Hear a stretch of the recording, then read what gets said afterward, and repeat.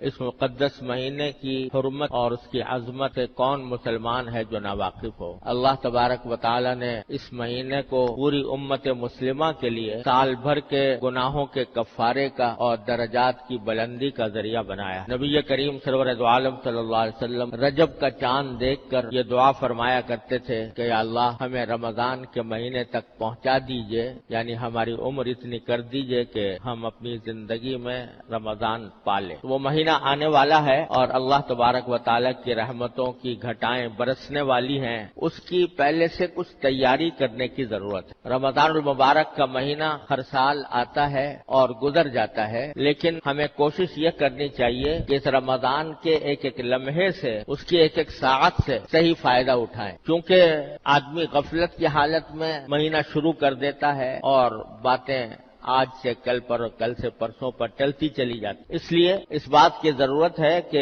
شروع ہی سے، رمضان شروع ہونے سے پہلے آدمی اس کی تیاری کرے۔ یہ مہینہ یوں تو روزوں کا مہینہ ہے، رات کے وقت میں تراویح اس میں سنت مؤکدہ قرار دی گئی ہے، لیکن ایسا لگتا ہے کہ یہ پورا کا پورا مہینہ در حقیقت مسلمانوں کو ایک نئی زندگی دینے والا مہینہ ہے۔ 11 مہینے تک ہم لوگ اپنی دنیاوی مصروفیات میں لگے رہتے ہیں اور ان مصروفیات کی وجہ سے بسا اوقات ہم پر غفلت طاری ہوتی رہتی ہے اور اللہ جل جلالہ کے ساتھ جو مضبوط تعلق ہونا چاہیے تھا وہ کمزور پڑ جاتا ہے۔ اس واسطے اللہ تبارک و تعالی نے یہ مہینہ اس غرض کے لیے بنایا ہے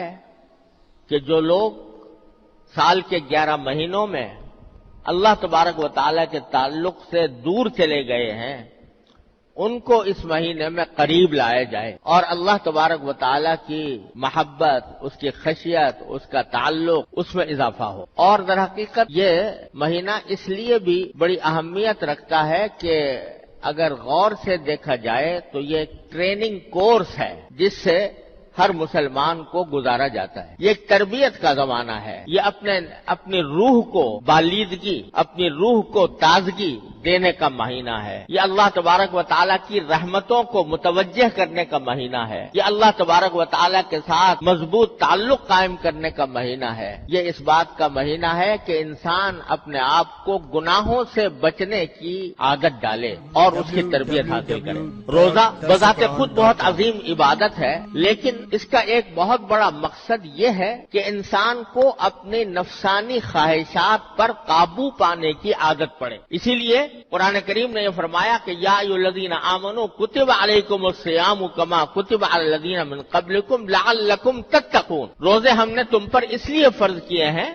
تاکہ تمہارے اندر تقوی پیدا ہو۔ تقوی کس چیز کا نام ہے؟ تقوی اس کو کہتے ہیں کہ آدمی کے دل میں کوئی غلط خواہش پیدا ہو رہی ہے، غلط جذبہ پیدا ہو رہا ہے، دل میں برائی کی امنگ پیدا ہو رہی ہے، برائی کا میلان پیدا ہو رہا ہے، لیکن آدمی اللہ تبارک و تعالی کی عظمت کو، اس کی خشیت کو، اس کے جلال کو مد نظر رکھ کر اپنی اس خواہش کو دبا دے، اپنی اس خواہش کو کچل دے، اللہ کے لیے کچل دے۔ اس کا نام ہے تقویٰ، کہ دل میں خواہش پیدا ہو رہی ہے کہ میں اپنی نگاہ کو غلط استعمال کروں اور اس کے ذریعے کوئی گناہ کی چیز دیکھوں، لیکن آدمی یہ سوچتا ہے کہ میں اللہ کا بندہ ہوں، اللہ تبارک و تعالی مجھے دیکھ رہا ہے، میری ایک ایک نقل و حرکت اس کی نگاہ میں ہے اور کل کو مجھے اپنی ایک ایک نقل و حرکت کا جواب بھی دینا ہے۔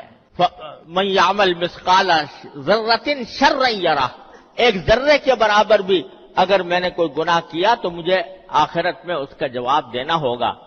یہ سوچ کر آدمی اپنی نگاہ کو روک لے۔ دل میں جھوٹ بولنے کا، غیبت کرنے کا داعیہ پیدا ہو رہا ہے، مجلس جمی ہوئی ہے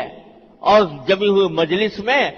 غیبت ہو رہی ہے اور میرا بھی دل چاہ رہا ہے کہ میں بھی اس کے اندر کوئی حصہ ڈالوں، لیکن آدمی اس وقت اللہ تبارک و تعالیٰ کی عظمت کو، اس کی خشیت کو، اس کے جلال کو دل میں لا کر اپنے آپ کو اس سے روک لے، تو یہ تقویٰ ہے۔ تو اللہ تبارک و تعالیٰ فرماتے ہیں کہ ہم نے روزے تم پر اس لیے فرض کیے ہیں تاکہ تمہارے اندر تقویٰ پیدا ہو، کیونکہ روزے کے ذریعے تقویٰ کی تربیت دی جاتی ہے۔ وہ اس طرح کہ ہر مسلمان جب روزہ رکھ لیتا ہے اور ارادہ کر لیا کہ آج میرا روزہ ہے، جس کے معنی یہ کہ مغرب کے وقت تک میں نہ کچھ کھاؤں گا، نہ پیوں گا، نہ اپنی جائز خواہشات جو بیوی کے ساتھ پوری کرنا حلال ہوتا ہے وہ بھی میں نہیں کروں گا، یہ ارادہ انسان نے کر لیا. جب روزہ رکھ لیا تو کوئی بھی مسلمان ایسا نہیں ہوتا کہ جو بھوک کی شدت کی وجہ سے یا پیاس کی شدت کی وجہ سے روزہ توڑ دے. بھوک لگی ہوئی ہے، کھانا موجود ہے، اس کی خوشبو آ رہی ہے، اس کو کھانے کو دل چاہ رہا ہے، لیکن چونکہ روزہ رکھ لیا ہے تو اس وجہ سے آدمی سوچتا ہے کہ میں نے روزہ رکھا ہوا ہے، اس حالت میں کھانا میرے لیے جائز نہیں، صبر کرو، شام تک صبر کرو، جب شام ہوگی اور یہ کھانا حلال ہو جائے گا پھر کھاؤں گا. تو یہ جو انسان اپنی بھوک کی خواہش کو روک رہا ہے، اس لیے روک رہا ہے کہ اللہ تبارک و تعالیٰ کے لیے روزہ رکھا ہوا ہے اور روزہ توڑنا بہت سخت گناہ ہے، اس کا کفارہ بھی بہت زبردست ہے. اس واسطے آدمی رک گیا باوجود بھوک ہونے کے. یہ چیز جو اس کو کھانے سے روک رہی ہے، پینے سے روک رہی ہے، یہ در حقیقت اللہ تبارک و تعالیٰ کے عظمت و جلال اور اللہ تبارک و تعالیٰ کی خیریت، اس کے حکم کا احترام، یہ چیز ہے جو اس کو ان خواہشات پر عمل کرنے سے روک رہی ہے. تو اللہ تبارک و تعالیٰ فرماتے ہیں کہ روزہ ہم نے اس لیے فرض کیا ہے تاکہ تمہارے اندر یہ تقویٰ کی تربیت حاصل ہو تمہیں.